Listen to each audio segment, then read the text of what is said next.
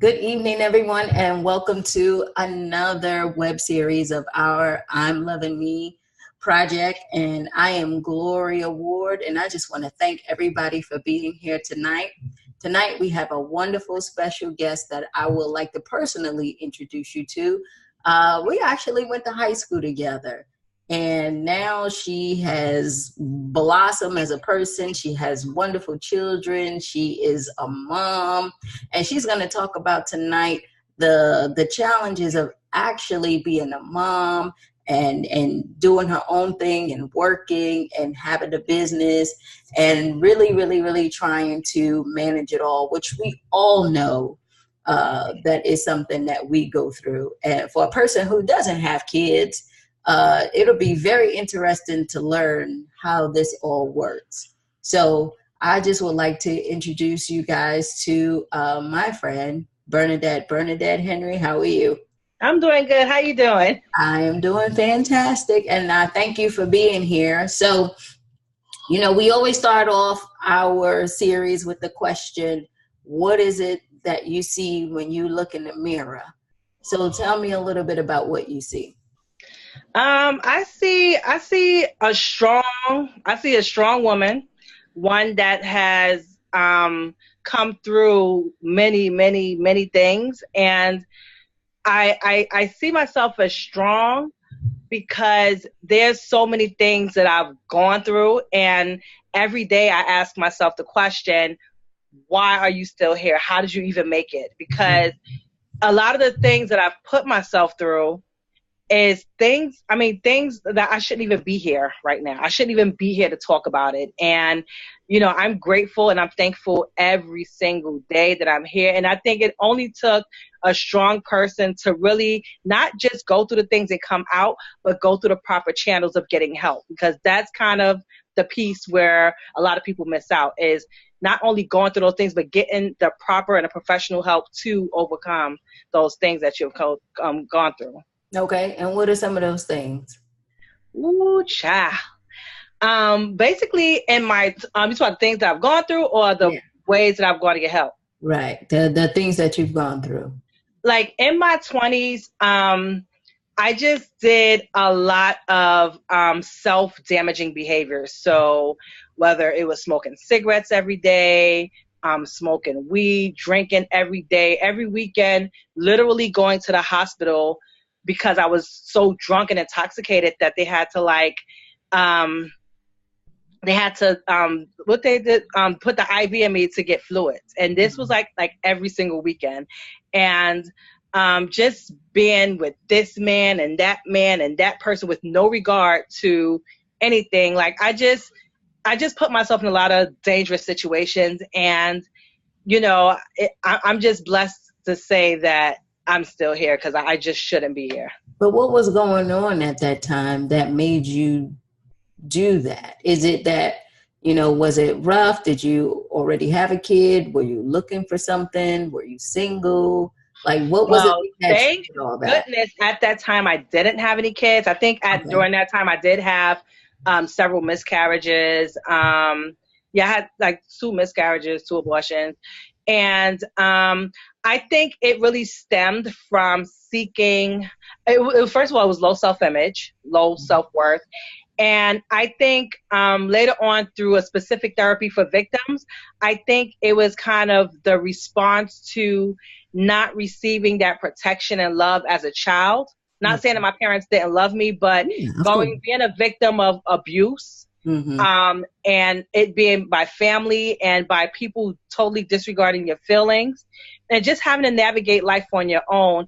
I think those things there led me to um, act the way I did. Right. Just wanting to be accepted by somebody, just wanting to be loved by somebody, just wanting to, be felt special. Like when a man be like, "Ooh, girl, I like the way you did that." Like Right. hearing that somehow, no, it's the wow. This is crazy. I'm talking about this, but those are those things that like makes you have a false sense of self-esteem, and it's Mm-hmm. just really not, Mm-hmm. But Mm-hmm. those are the things. You'd be surprised by how just the little things actually matter, and that's what I try to tell people is like the reason why that we act out the way that we act out is because is something that is missing, like I am trying to get the attention of not only you, but myself, because something that's wrestling in me, it just won't let me go.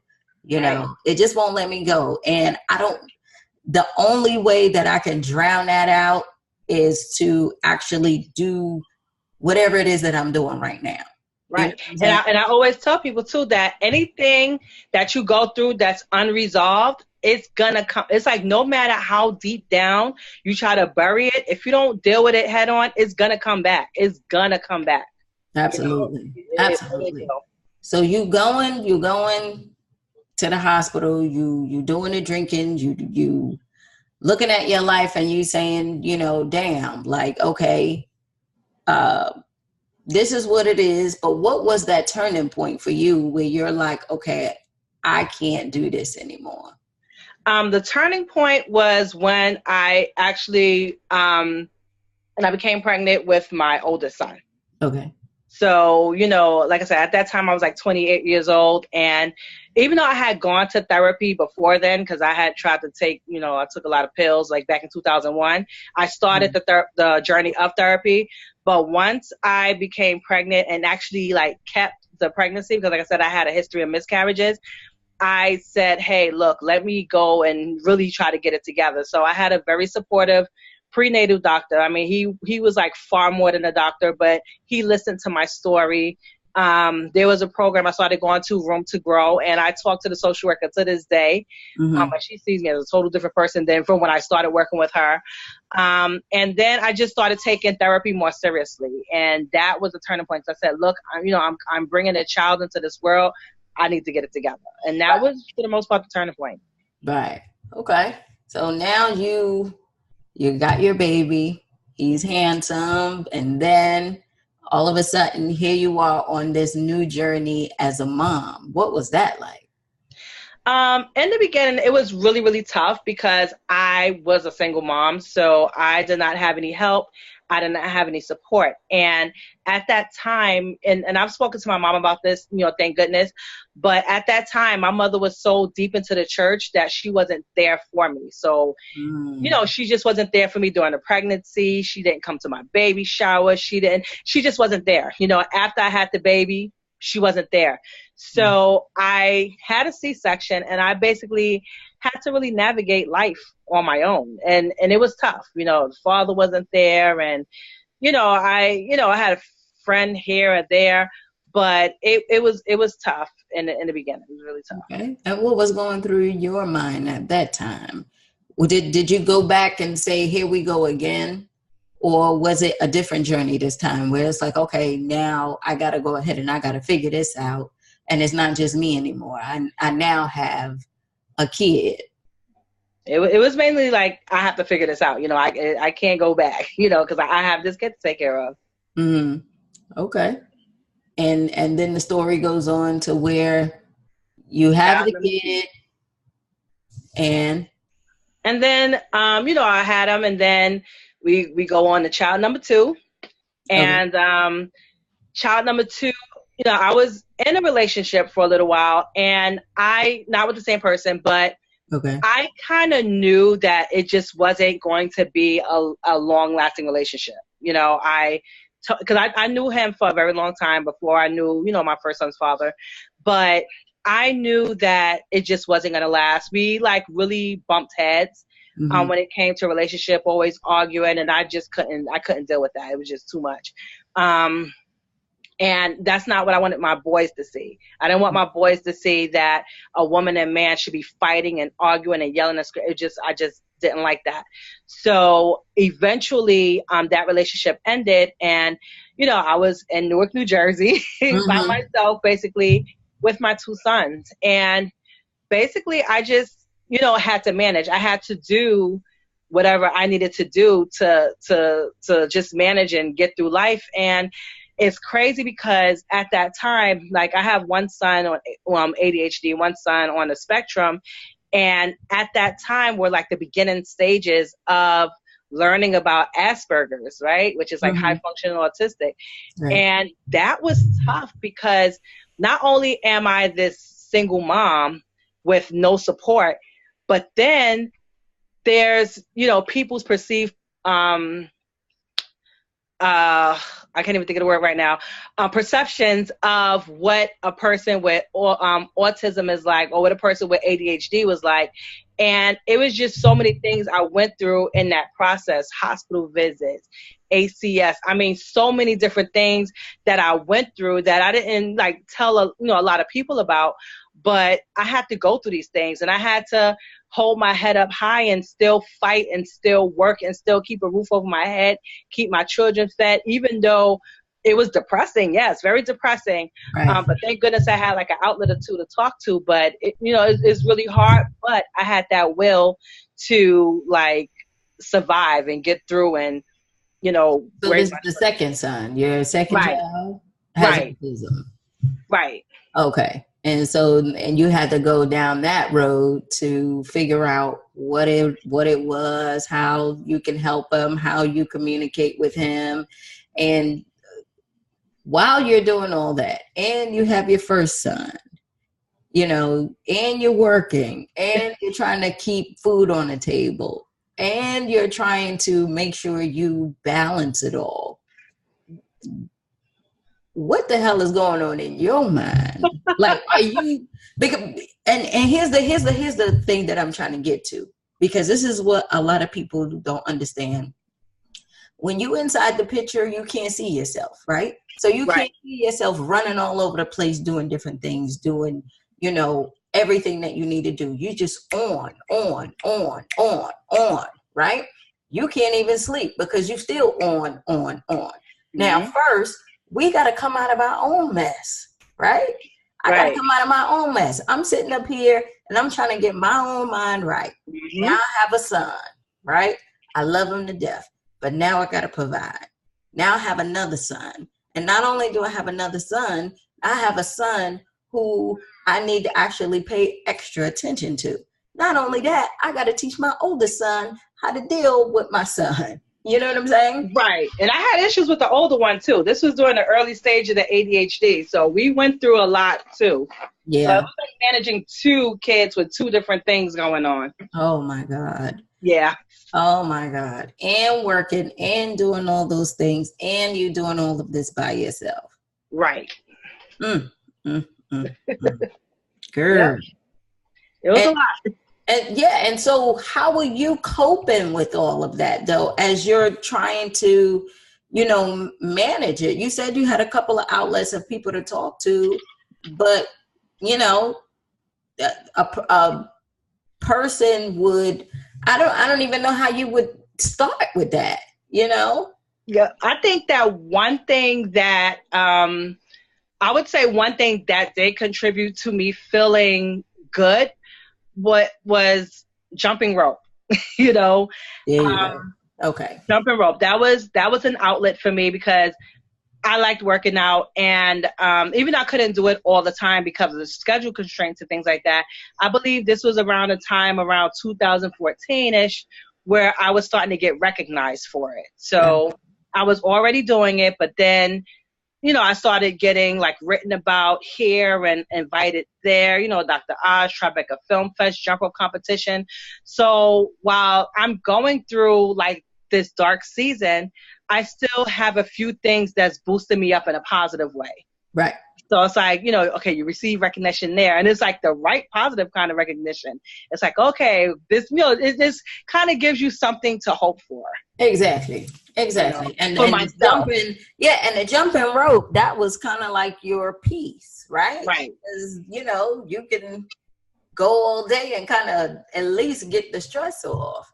Right. So you found something that you can actually do, which, I saw a couple of your videos where you actually got your kids involved too.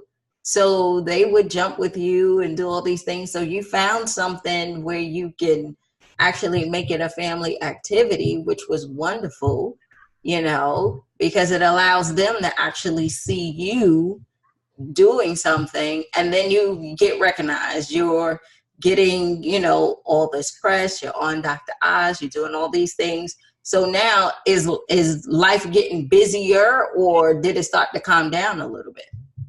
I think that with in general, with having children and still trying to keep up with work and life, it's still a lot, because this was during the time where, like, I didn't even, like, the children were with me 24/7. So Yeah. grandma wasn't coming to get them. Daddies wasn't coming to get them. So it was kind of like me and them 7 days a week. And everything that I did, I had to do with them, Right.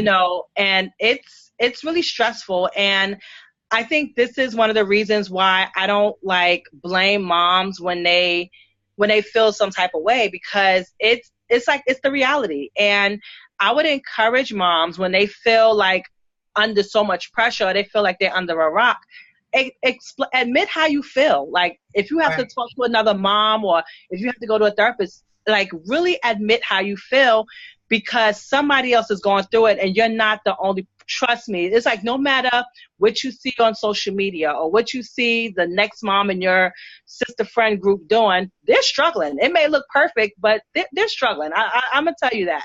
And I remember last week, my son was in a hospital, and in the emergency room, the fire department brought in a baby, I think it was like a 8-day-old baby. And the mom, I thought they found the baby on the street, but then I ended up getting the story. The mom called the fire department and said, "Look, I don't want this baby. Come pick the baby up." No. And, a lot of people had so much backlash to say about it. And I said, look, you don't really understand what it is. She was a 25-year-old woman, and maybe she just wasn't ready, or either the responsibilities that come along with it, she just wasn't ready for, or maybe the situation that got her pregnant in the first place, maybe she just didn't want it.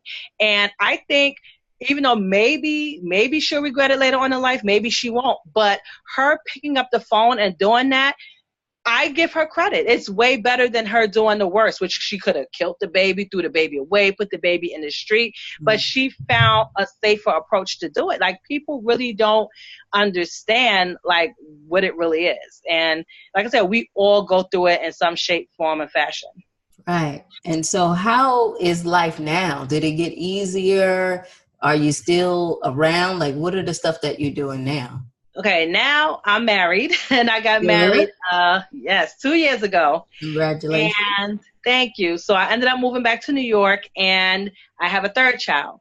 Now, this situation, it's better, but for a little while, for like a year, I was working 2 full-time jobs. And yeah, it was a lot. And I did it for the most part out of necessity, because the reality of my situation is I have 3 small children.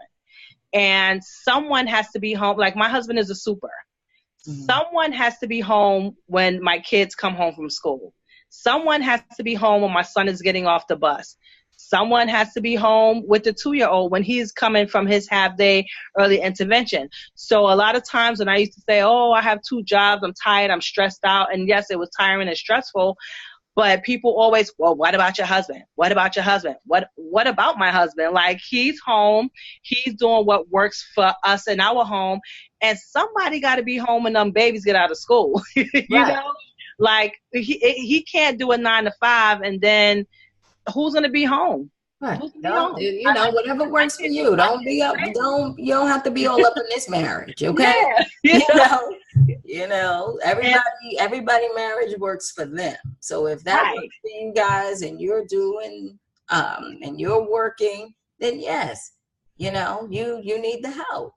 Yep. So I think now currently, I just quit the second full-time job like last week. So I'm kind of getting into a new normal. So now going to do the 9 to 5, and now managing a way to now manage my business more effectively, because before I was drained. I was only sleeping at home 3 nights a week. I was working 7 days a week.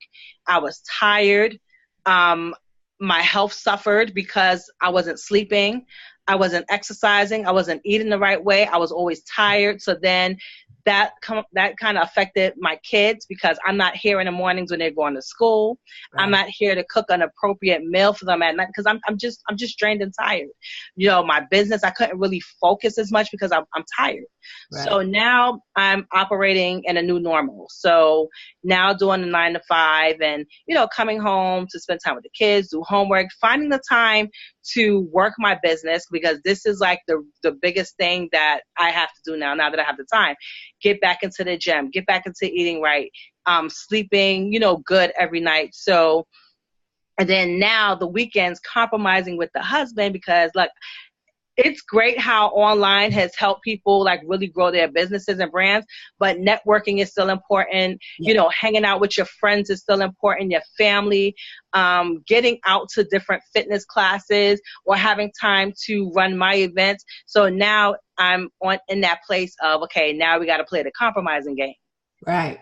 But that's okay though. I mean, that's better than, having all this stuff on you where, you guys can actually figure that out and schedule what will work for y'all. So right now, is it your jump rope business that you're doing, or is it something else? Basically, I'm going to make a shift and focus on my personal brand. Okay. So the Bernadette Henry brand, jump rope is still there, but there's more for me in Bernadette Henry, just because of my extensive experience, my life experience, my professional experience. I've been working as a case manager with mentally ill individuals for like the last 18 years. Mm-hmm. So that combined with my personal experiences and then my experiences as a busy working mom and how I've overcome and managed to live life regardless of the stress is basically what I'm going to be focusing on. Okay. And what do you have now? I know we mentioned that you have like a book or something that you can offer people. Right. Right now I have a blog, of course, at makeitfunnyc.com. And the blogs from July, they offer tips for busy working moms. Okay. Say the blog again, because yeah. www.makeitfunnyc.com. Okay, good. Okay. So I have a blog there, and I, give, tips for busy working moms. And right now I'm about to work on an ebook, a free ebook, and it's going to be ways that moms can manage stress. Well, let me tell you something. Busy working moms. And let me tell you something. If somebody don't buy that book, for a person who did all that, where you got 3 kids and 2 full-time jobs and still working out and doing all that stuff, they will be crazy not to get it, because you sound like the busiest person in the world who's actually making it work. And you know what? It is, like you said, going from a single mom and doing it all by yourself to actually still being married and still have to juggle, that's real life. You know what I'm saying? That is actually real life. And a lot of people don't understand that, especially people who are single, who believe that if they get married, everything is just going to fall into place and everything is going to be okay because I got a helpmate, It's like, no, your helpmate is coming with their own ideas too, And they want their free time too. So, and so you always got to compromise with something. So, but yeah. So the last thing that I would just want to say is just give me one thing that you would tell that busy working mom who's out there doing those things that you're doing. What can they do, and how can they, follow you or get in touch with you if they have any questions or anything?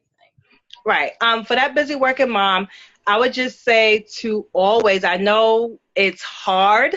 It's harder to do, but you have to make that time out for yourself. You have to make time for yourself and do something for yourself, or you would drive yourself crazy. If you don't take care of yourself, you're not going to be able to take care of anyone else. And I know it's hard because we wear like 50 million hats, right. But you have to take time for yourself. Like it's a lot of times we want to be this superhero. We want to take over the world. Look, you don't like the way your husband changed your pamper, but guess what? He could change the pamper. Let him change the pamper. Right. That's free time for you to do something else. If your husband like to cook, so what? He want to make stew stuff all the time. Take a break. Let him cook. Like you have to take advantage of the help that's around you and not just want to do it all yourself. Like you just can't. You have to give yourself a break. That would be like my biggest advice. And if you want to get in contact with me, like I said, I have to shift everything over, but I am Bernadette Henry on Facebook. I have my personal profile. I have a business page, or you can follow me at Make It Fun NYC. On Instagram, Make It Fun NYC, or you can find me at Bernadette Henry or Bernadette 20. So Make It Fun NYC or Bernadette Henry. And my website is www.makeitfunnyc.com. Well, we appreciate you being here and actually, giving us some information on how, you actually manage it all and how a person can actually manage it all. So what we're going to do, guys, is I'm going to go ahead and put all of Bernadette's information inside of the post when we post this video on Facebook. So you're able to go ahead and connect with her and really find out exactly how you can start to balance your life, especially if you have kids and especially if you're a single mom, because I think that is very important because, they say the single moms is the most hardest job. And just hearing your story, I would not do it.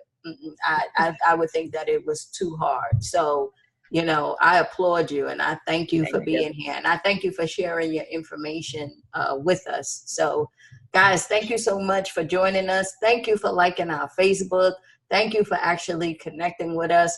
Again, our mission is to help 1 million women empower themselves, get over their limiting beliefs, and really start to live the life that you should be living. And the way you start that is you look in the mirror and you ask yourself, what do you see when you look in the mirror? And if you don't like what you see, then you need to come and join us and listen to the stories and get involved with us in some of our platforms to help you change that so you can start living your best life. And Bernadette, thank you so much for being here. You're welcome. Thank you. All right. Bye. All right. Bye-bye.